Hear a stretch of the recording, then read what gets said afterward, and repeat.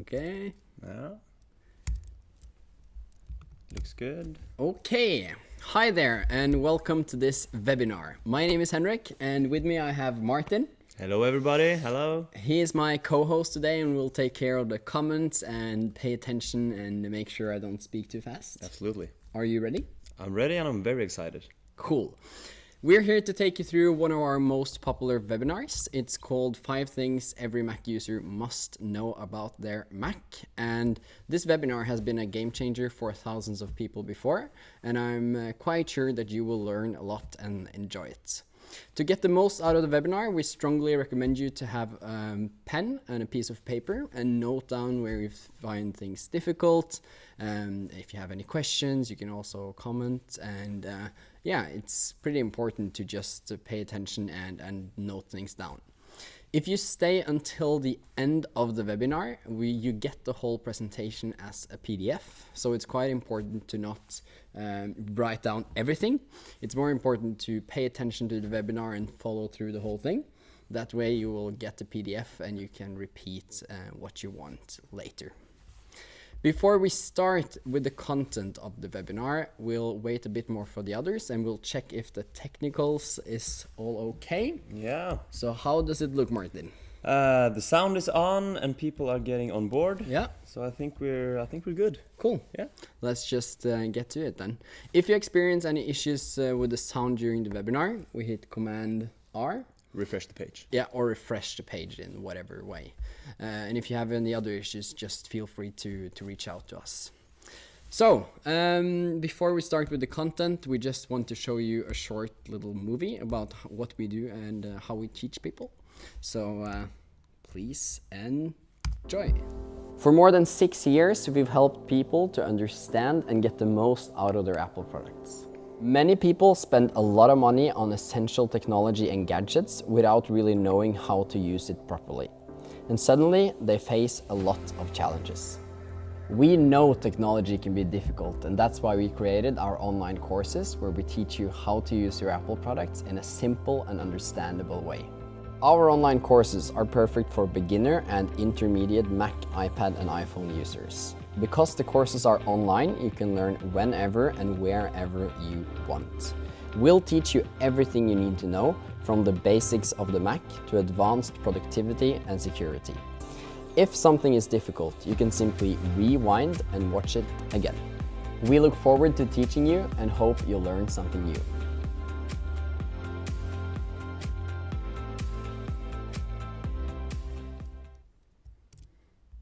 Cool. So that was a little bit about us and what we do and how we do things.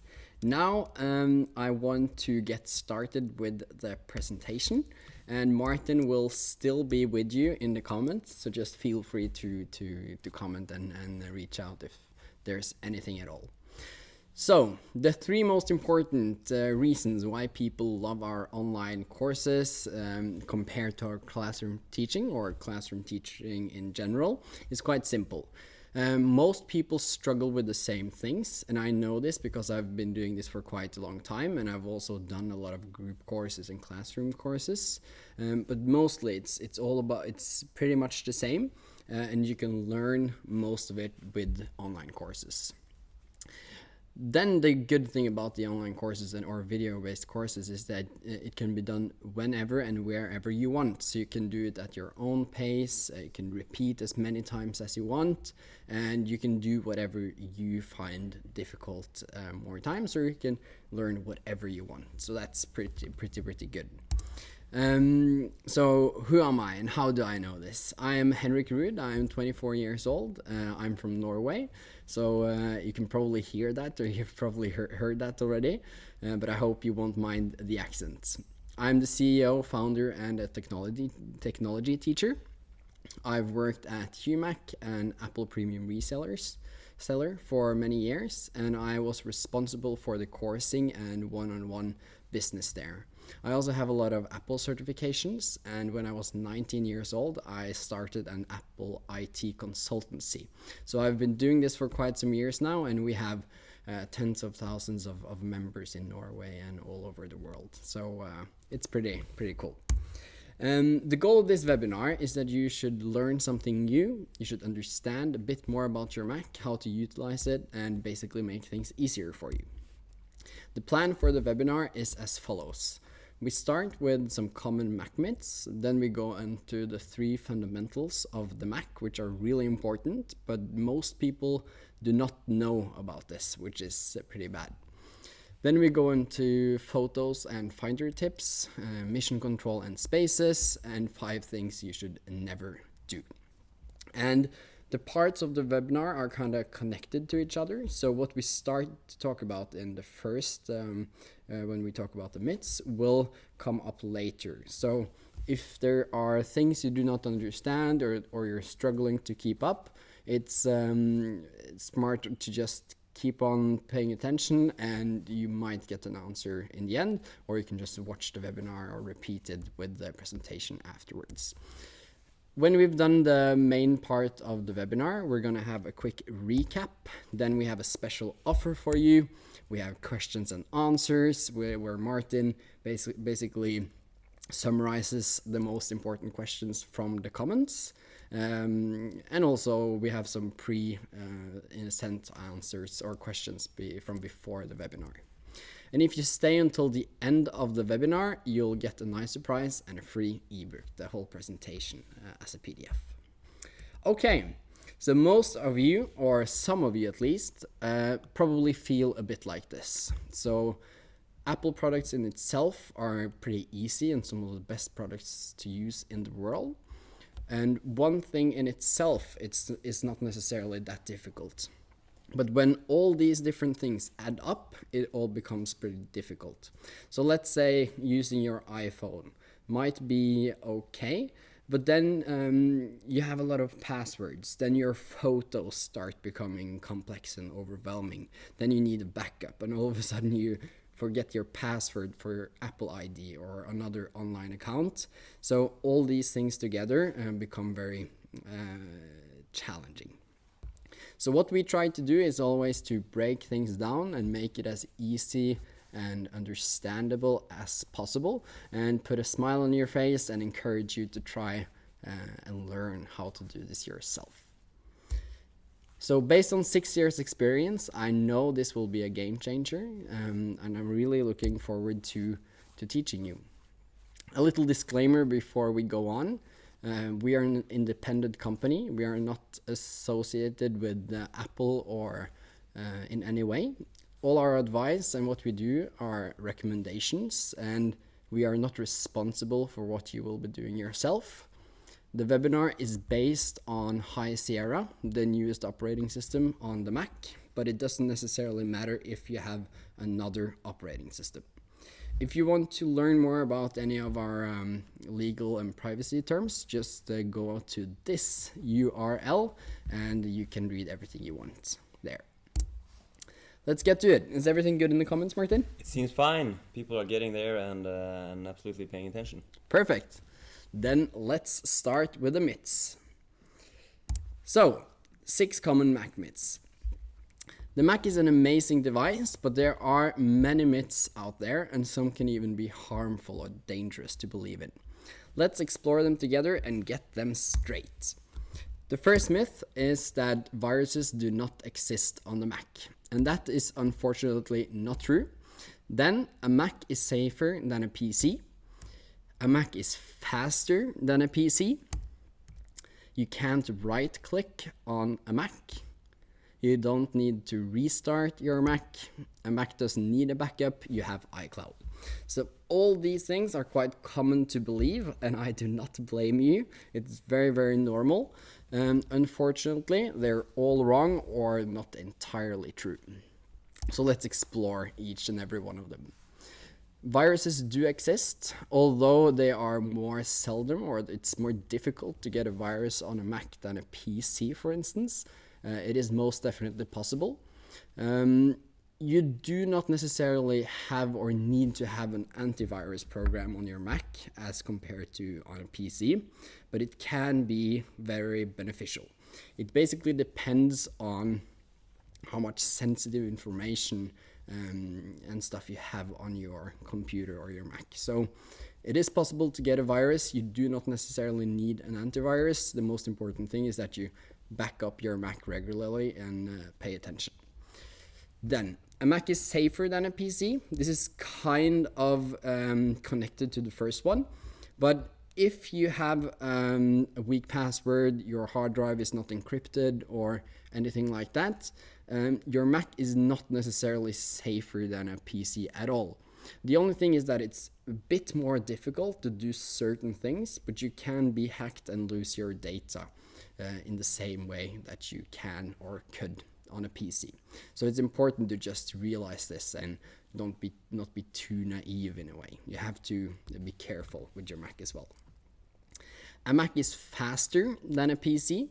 This is not necessarily true either. It depends a lot of things, and the most powerful and fastest computers in the world are PCs. But the thing is that a Mac often keeps up longer. So if you have a Mac for 5 years, it will probably be pretty nice looking and still speedy, which is not necessarily the case with a PC. You can't right click on a Mac. Yes, you can. It's just a bit more difficult or different on the trackpad like this. You simply use 2 fingers instead of 1, which a lot of people do not know. We'll get back to that. And you don't need to restart your Mac. You do, and you should probably do it about once a week, maybe even more often, so you can't just keep your Mac on forever. Then a Mac doesn't need a backup. You have iCloud. iCloud is not a complete backup, so you need another backup. However, iCloud is a great way to synchronize all your things or all your content, and iCloud can be a backup to some extent, but it's not a complete backup, so just be careful. So that was all, and I just had a little explanation for all of them. Of course, it's pretty complex, but we don't have time to go in detail or more detail on each of them. So just try to remember these and make sure you don't fall for them or don't do the mistakes yourself. We will get back to some of this during the webinar, so just keep on watching. Everything's still good, Martin? Yeah, it's perfect. Good. Is the speed okay? It's perfectly fine. Okay, good. For now. For now. Sometimes I'm too fast and people comment a lot. It's too much. So if you feel like it's too fast or it's too much during the webinar, just be patient and let us know and we'll slow down. It will slow down. Let us know. Okay. Now that we've gone through the myths, we're gonna go into the fundamentals. To use your Mac properly, it's very important to understand the basics. The goal is basically that you should be able to explore things yourself and go through things. And some of you might find this too basic. However, there might be some eye-openers in here, and it kind of probably gives you another perspective on things. So just pay attention, and I'm quite sure you'll learn something even though you're an advanced user. So the 3 fundamentals you must know are the desktop, the dock, and the menu bar. So the desktop is basically your background screensaver in a way, or your image. It's also a folder and a lot other. We'll get back to that. Then you have your dock, which is always down here. Here you have your favorite apps, application apps, and files and folders. And then you have your menu bar, which is always on the top here. And the reason why this is important is basically that you interact with it all the time. And there are so many hidden features here. So if you don't have good control and an understanding of this, then your general level or your ability to use your Mac in general will probably suffer. So it's important that we really understand how all this works. So the desktop is a folder, a nice background, and a nice place to keep your files temporarily. So here you can see that I have a nice background image and I have some files and folders on my desktop, which is perfectly fine. Yours might look different, but it doesn't really matter. The desktop is something like this. But make sure to keep your desktop tidy without too many files. If you have a lot of files on your Mac, it actually makes it slow, and it's kind of also a bit chaotic to have too much on your desktop. So you should put your files in folders, preferably in Finder, and create your own background image. So if you see that back here, I have a picture of my desktop some weeks ago. It's extremely cluttered and way too much there. So it's not a good way to do it. So just try to keep it as tidy and nice as possible like this. So that's basically the most important things about the desktop. Now, the dock. The dock is a shortcut to your most used apps, files, and folders. And this line right here separates your apps from your files and folders. And the reason why I say it's your favorite or your most used apps and files and folders is that you can actually customize it in the way you want. So you can have the most used application. Let's say you use Microsoft Office and Word instead of Pages, for instance. You can just swap out Pages with Word, or you can have both of them there. Let's say you have a couple of folders that you use every day. Then you can put these down here and you have them very easily accessible. So it's just important to understand that on the left side here you have all your apps, and on the right side here you have all your files and folders. However, it's pretty important again to just try to keep it as tidy as possible. Here you have again my dock from some weeks ago, and it's pretty chaotic. And here you have it now, where it's very clean. So something in between here is kind of what you're aiming for. You should have some of your favorite folders and files down here, but not too much like you might see it is here. Another important thing with the dock is that you should quit your apps properly. So when you use your applications or you open an application, you get a little black dot below the app's icon. So you see this little down here. That indicates that the app is running. So Photos is running here. Messages, however, is not running here. So you see this black dot, and what you should do is secondary click, or in some other way get to quit the app and then see that this black dot disappears. If you do not do this, then you will probably see the beach ball spinning a lot, and that is not very good.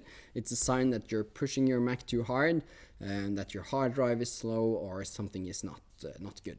So make sure to quit your apps as often as possible when you're not using them. So a lot of you have probably seen that Finder cannot be quit. So Finder is always down there, and Finder is always has this black dot. And the reason for that is basically that Finder is the heart of your Mac, and it has to be running at all times.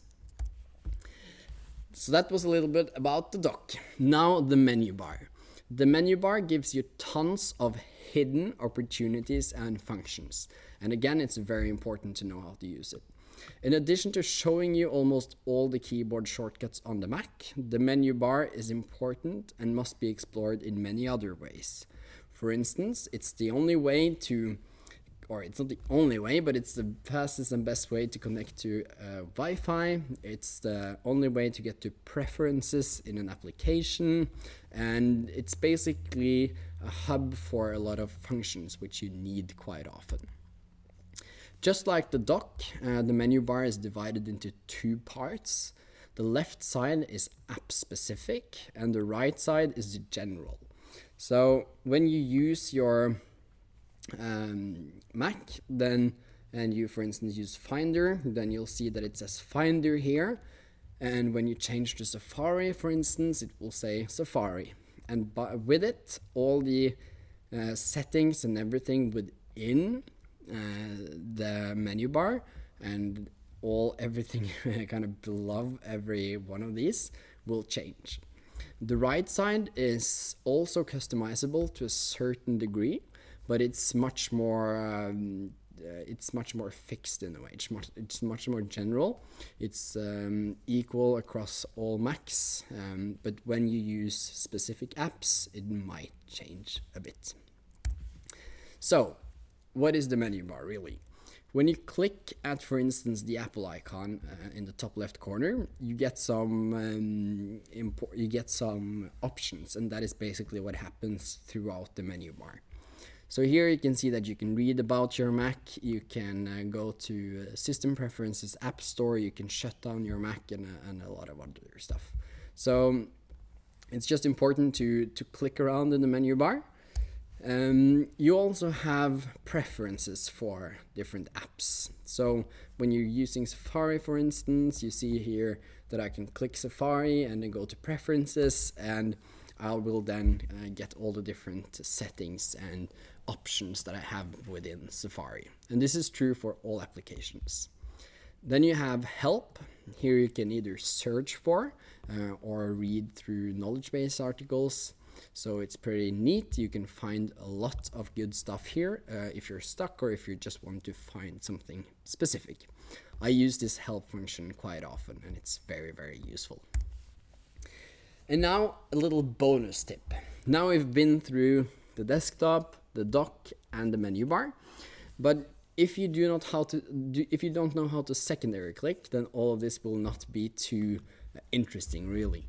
So the secondary click is something that a lot of people, or I would actually say most people, do not know how to do.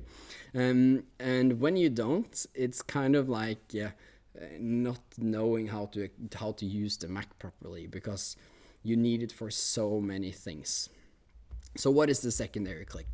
The secondary click is the equivalent of a right click on a PC, and it gives you more options and functions. It is extremely important to know this well and use it often. It makes the Mac much easier to use, and also gives you a lot more opportunities. So this is how it's done on the trackpad. You basically take 2 fingers and click instead of just 1 finger. And you can do this pretty much everywhere. Not everywhere, but quite many places. If you have a Magic Mouse on an iMac, for instance, you might have to activate the setting, but then you basically just do it like a PC mouse on the right side of the mouse, and you get the secondary click. So what happens when you do the secondary click? You basically get other options. So for instance, if you secondary click in Finder, you will get the option to create a new folder, get new info, and a lot of other stuff. You will also see here that you can change the desktop background by doing the secondary click. So you can't do the secondary click everywhere, but it will help you do everything from renaming a file to adding images to an album. So that's it for the 3 fundamentals. I hope you learned something new. I'm sure some of it was easy to understand, and some of it was maybe too fast and quite complex. The main point is that you kind of try to zoom out and see that there are different elements that you need to master. And I hope I gave you some nice tips. So just make sure to explore as much as possible, and secondary click as much as you can. So now I wonder, is everything good in the comments? Are there any questions? Yeah, there are a lot of questions. Good. I'm just gonna we just went through the desktop. Yeah. And Susan here has just one quick question on, you mentioned that you could personalize the screensaver or the background on the desktop. Mm-hmm. Maybe we can just show people just fast how they actually can change. You want me to quickly show how to do it? Yeah. Okay then. Then you can put either an image of yourself or your favorite mountain instead of Mountain Sierra or El Capitan or the standard desktops. Okay. Then we go. Okay, so now I am at my desktop. Mm-hmm. Yours might look different, of course, but now what I do is I take 2 fingers and I do the secondary click. So when now I'm only doing a 1 finger click, but when I now do a secondary click, you see I get other options. Then I do change the desktop background, you see System Preferences opens up down here. And now I can choose whatever I want. So now I have some standard photos or images, or I can go to Photos. If you're using Photos down here, then you have all your photos accessible. So you can go to Albums, for instance. I can go to let's just take this one, and this is now officially my desktop background. Yeah, it's that easy. It's that easy. And so then you combine the right click and the desktop, one of 3 or 4 fundamentals. Yeah, good. And then you can just swap the desktop background. Perfect. Yeah. So you see, it's pretty much you have to explore a lot. So by just clicking around, seeing what's here, not being afraid to read through this. Absolutely. That's pretty. And important. Don't be afraid to press anything. No. You can't ruin your Mac by right-clicking. No, you can't. It depends, but mostly not. So try to be a bit careful, but you should most of the time be good. Yeah. Okay. Cool. That's all. That's all. We'll save the best for later. Good. I hope you're able to follow with me, but again, just remember that if you follow through to the end of the webinar, you'll get the recording and the whole presentation, so you can recap everything in your own pace. Okay, so now photos and Finder tips. For many, photos, videos, and memories are some of the most important files you have on your Mac and your Apple products in general. However, the combination of Finder, photos, and a lot of other things makes it extremely difficult. So here are my best tips for you. The point here is that basically that there is so much to know and to understand, and especially since photos is so fragmented and so important to us, it's very often a frustrating topic for a lot of people. So let's explore this. First of all, I just want to elaborate a bit on why it's so difficult. And the main reason for this is that, first of all, it's so fragmented. You have so many photos, and you're a bit afraid of losing photos, which makes you often copy and duplicate and take backups and multiple backups, etc., etc. But the main point is that you started taking photos some years ago. For instance, with a digital camera with memory cards, or even before that, you started scanning your photos onto a computer. You put the photos onto a hard drive, then you put that hard drive or those photos into your Mac, into Finder. iPhoto came along, you put your photos into iPhoto. All of a sudden the iPhone came, you started taking a lot of photos, started taking selfies, and then all of a sudden iCloud came along. You went from iPhoto to Photos, you had plenty of external hard drives, put some of the photos onto an external hard drive, and there you are with a very fragmented photo library, multiple backups, maybe tens of thousands of photos, and then maybe thousands of them are duplicated. So it becomes quite difficult to kind of understand how your structure is, where all your photos are, what's in iCloud, what's not in iCloud. Do I have a backup of my photos there, or do I not? So my best advice is basically to try to centralize all your photos. So instead of having everything here and there, try to put everything into one structure, and I would then recommend you to use the Photos app, which enables you to use iCloud, etc. So let's dig a bit into this. When you have your Mac and your photos across different structures, it becomes pretty chaotic. So when you have photos, when you use Mac, you probably have some photos in Finder. That's almost everyone has that. But then all of a sudden you have Dropbox as well. What I would say instead is that you should try to centralize and put all your photos into the Photos application, because when you use your Photos application, then you can use iCloud to sync everything. You can sync it to your iPhone. You can take pictures on your iPhone, and it's automatically synced and automatically sorted on your Mac. Then you can have an external hard drive, which then takes an automatic backup of your whole photo library, and then everything is good. So by centralizing all your photos on your structure, within your photos library, you kind of solve all the problems, because then you have a backup, everything is synced to your other devices, and it's structured in a very nice way. So what I usually say is that photos should be the boss of your image or all your photos, because by doing that, it simplifies your life a lot. Of course, a lot of people have different preferences, and there are many ways to do this. But I've done this or helped a lot of people with this so far, and I know that this is a very, very smart way to do it. So let's see how this looks in Finder, and by doing so, get a better understanding of Finder as well. Finder is the heart of the Mac, and it contains all your files, folders, applications, images, documents, and all other information. Like a lot of other things on a Mac and most other computers, the Finder is built up by or in 3 main parts, just like a lot of others. So you have the main window, which you can see here. This is where all your files and folders and everything is located. Then you have the sidebar, which is here, and the toolbar, which is up here. So if you just zoom in a bit, we see that I basically select what I want to view here.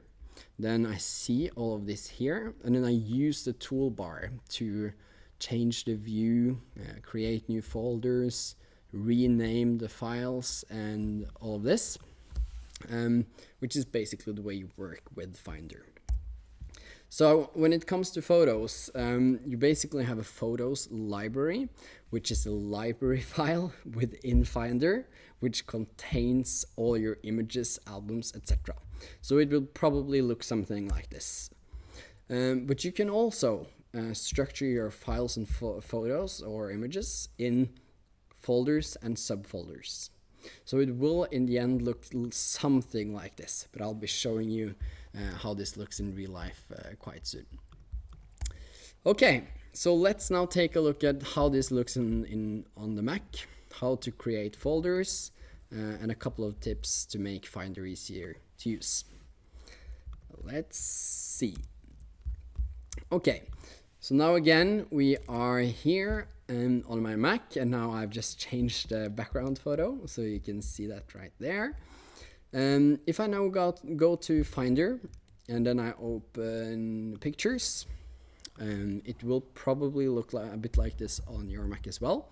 If it doesn't, you can go up here to Finder, go Preferences, and then you can go to Sidebar and tick off on Pictures. If you do that, your Pictures folder should most definitely show up here. So here you see that I have some folders, and I have some images, I have some movies, and I have my photos library. And this will probably look something like this for you as well, but it might be more chaotic, or it might be less chaotic or simpler. Depends a lot. So the point here is now basically that I want to show you how to create folders in 3 different ways: through the menu bar, through the toolbar, and through secondary clicking, which I've talked to you about earlier.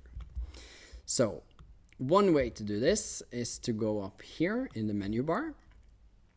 Here you have a lot of different options, but what we want to do now is to go to File and then New Folder. So we click New Folder here. Then by doing this, we also see that the keyboard shortcut for creating a new folder is Command, Shift, and N. So you could do that, or just click New Folder. Now we create a folder, and we can call it folder number 4 with photos, for instance. I hit enter, and you see it looks like this. Then I can take however many photos I want to, put them in here. I can create another folder, and I can do that by going to the toolbar with actions, and then new folder, and then call it subfolder number 1, and then I can just keep on going like this. Now I could also secondary click, so 2 fingers on the trackpad, and do new folder, and then I can call it subfolder number 2.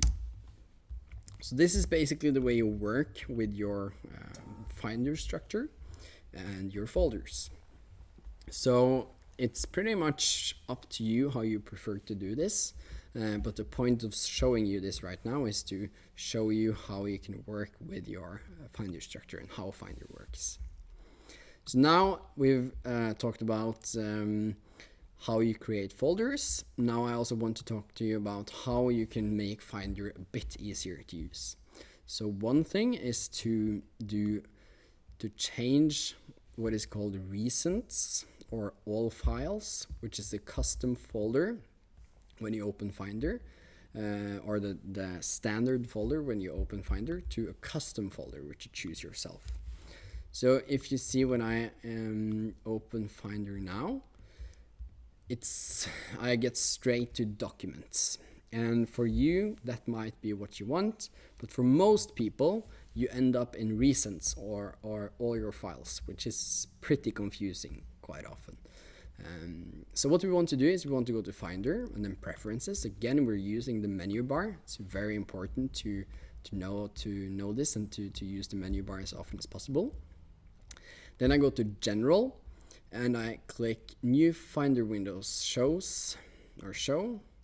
and then I do, for instance, the desktop or the documents. So for most people, this will be recents. And when I then open Finder, I get straight to recents. What we want to do instead is to go Preferences and then Documents, for instance. And then when I open Finder, I get straight to Documents, which is a lot easier for most people. Okay, and now I want to show you 2 other things quite quickly. That is show the path bar and show the status bar. So if I go up to view, then I can just first hide the status bar and hide the path bar. So if you go into pictures again, and this is probably how most of you guys view your photos or your Finder window. So you have this this view, and this is great in many ways, but it makes it quite difficult to kind of orientate yourself. So what you can do is you can go to View, and then you can go to Show Path Bar, and Show Path Bar, and then you see down here that I see where in my structure I am. So if I go to another folder, you now see that I'm in Pictures, folder number 4, and then subfolder number 1. So when you learn to use Finder properly, this will probably save you from a lot of time and frustration. So you should go up to View, and then Show Path Bar and Show Status Bar. That will also make it a lot easier to see how much space you have available and how many images or photos or files of whatever sort are located within different folders. Okay, so that was quite some information about Finder, but I hope you were able to pay attention and follow through. Now I want to get back to this presentation and show you some more stuff. Anything in particular, Martin? Is it good? It's all good for now. The pace is good, surprisingly good today, Henrik. Very good, and there's a lot of enthusiasm and good questions coming in. So we'll take them later. We'll take them later on. Perfect. Yeah. But I understand if it's a lot of information. I kind of struggle to wrap my head around everything myself, so it's totally understandable. Okay, so one final tips when it comes to photos on Finder. I mean, as I've said many times now, this is just an introduction to this topic. So don't worry if it's too difficult or anything like it.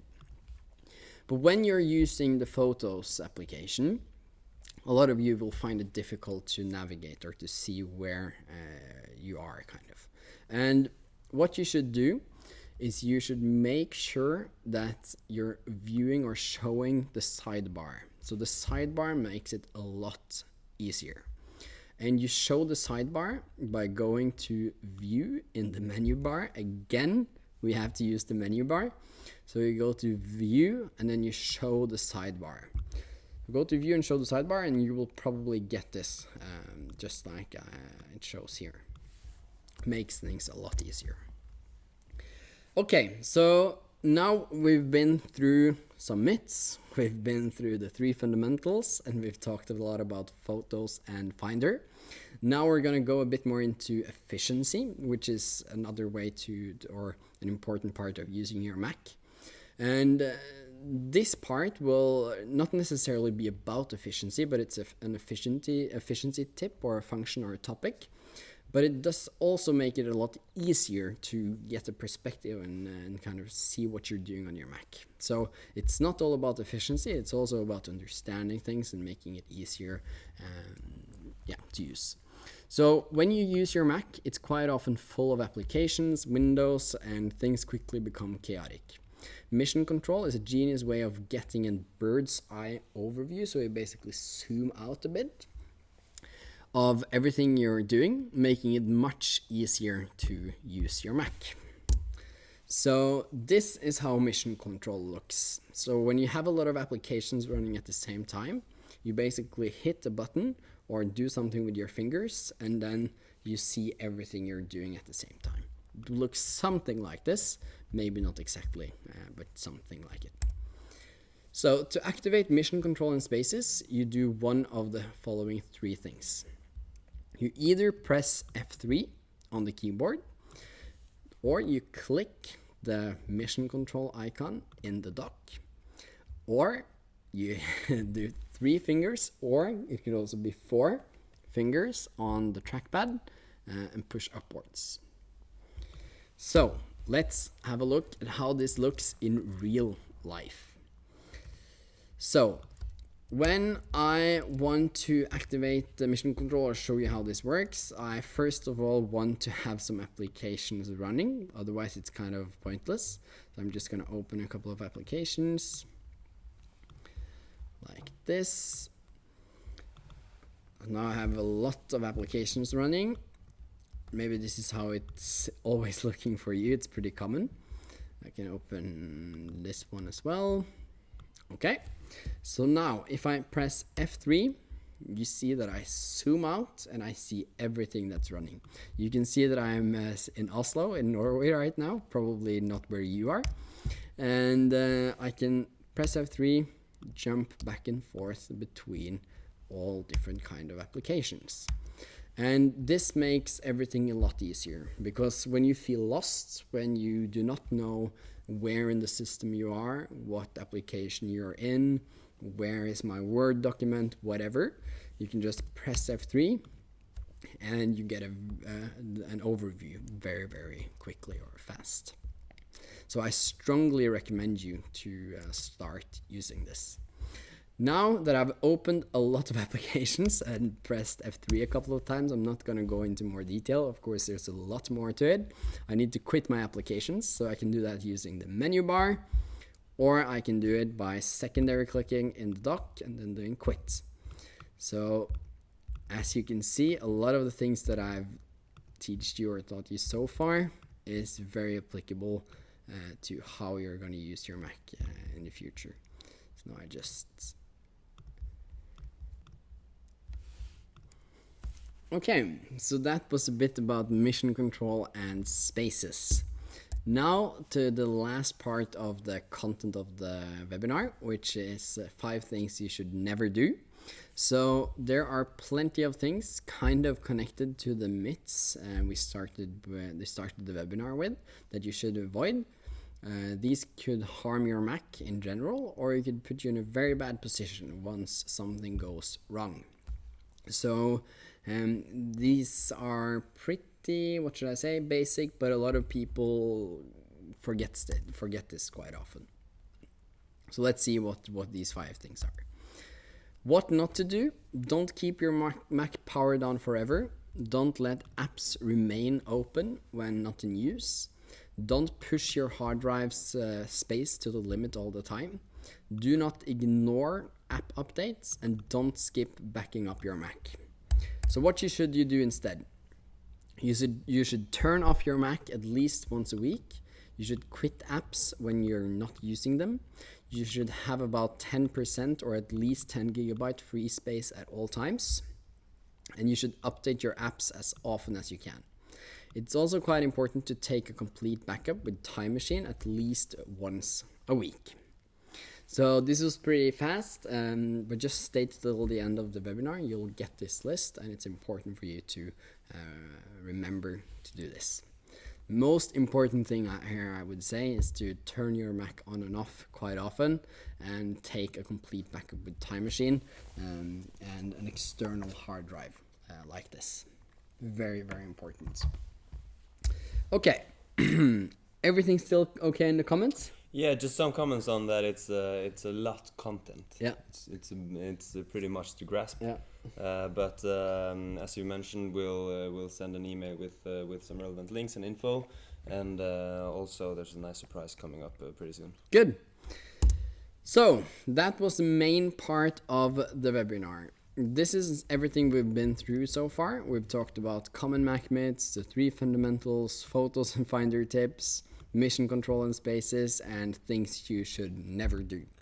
So what we want to do now is basically to get to a special offer. We'll have some questions and answers, and still, if you stay till the end, you'll get the whole presentation as an ebook or a PDF. Okay, so let's get to it.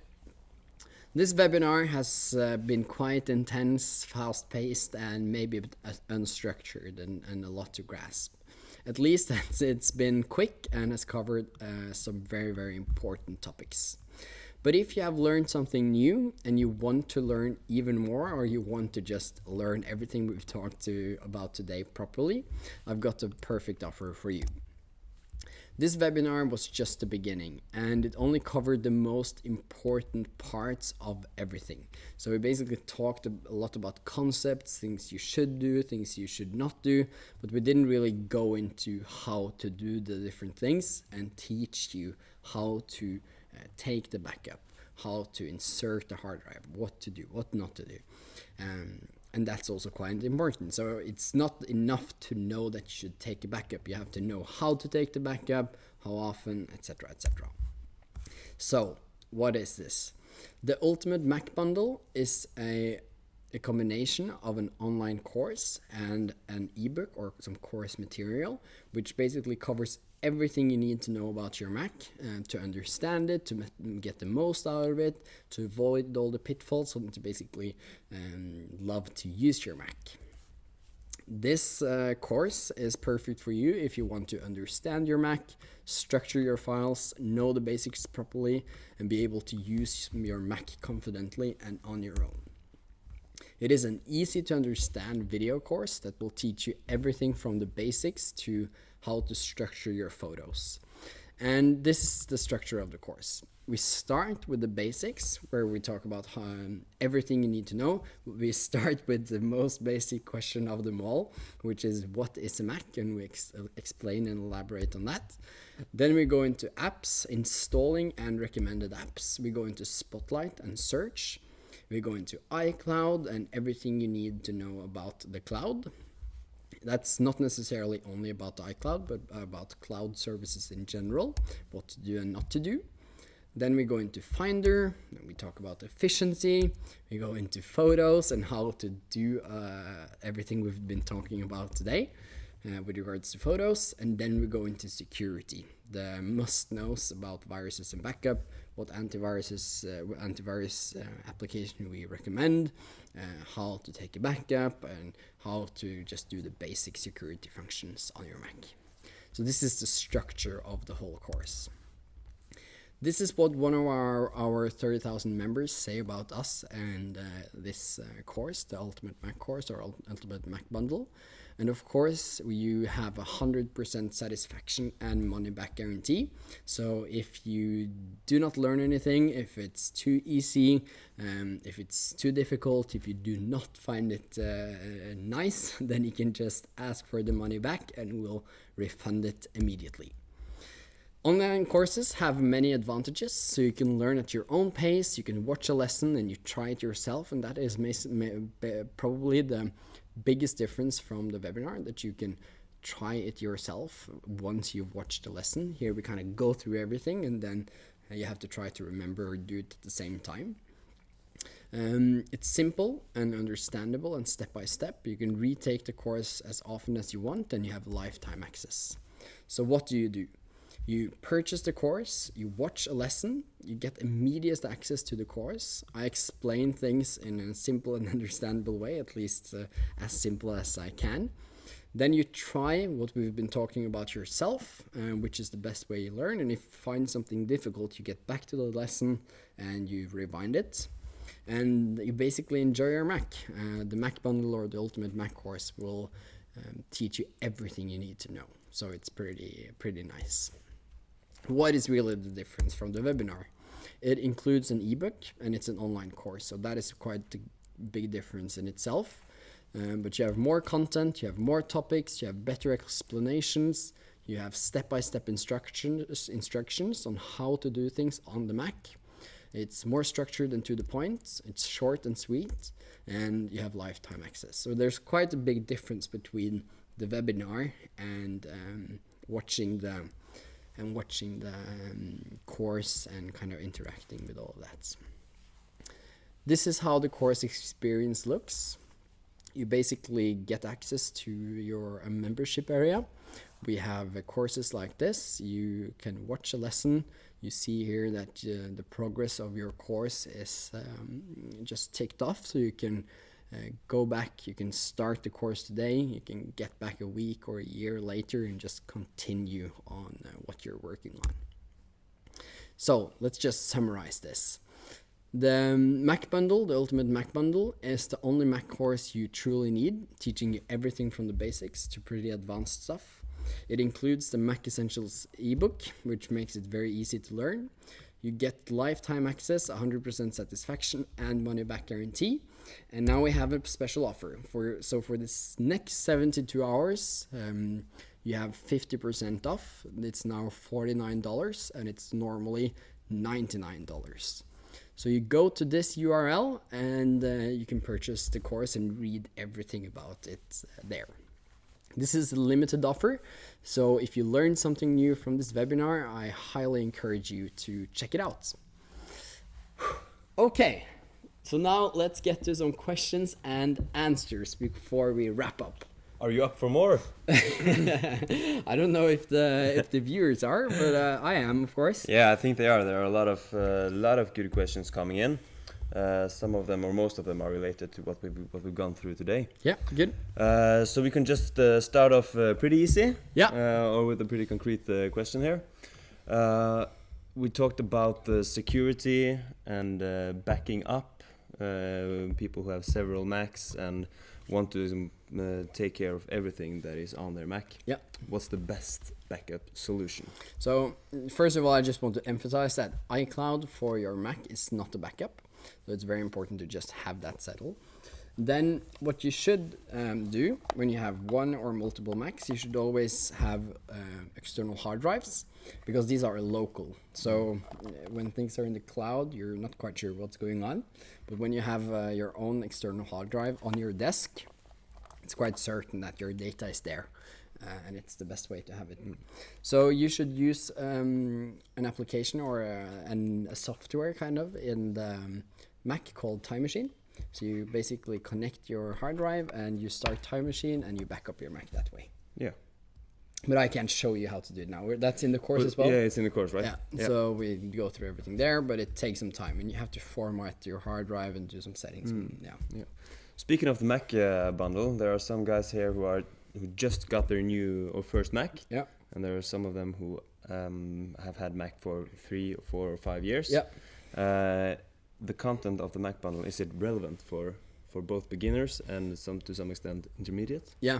And so I've been doing this for quite some years now, and I would say that if you've learned anything at all from this course, then you will learn a lot, and the Mac bundle is very relevant for you. So it doesn't really matter if you had the Mac for 10 years or 1 year or just a couple of months, because depends so much on where your technical experience, how much you explore, etc., etc. But I would say in general that you should take a course and get coached, because there is so much you should know and do and not do. It's kind of impossible to navigate and learn all of that yourself. Yeah, because the thing is that most people buy a new Mac and then you just start using it. And then it's supposed to be that so easy to use it, you know? But it's of course not. And then you just sit there and it's difficult. And All right. What about the virus programs? Yeah, so you do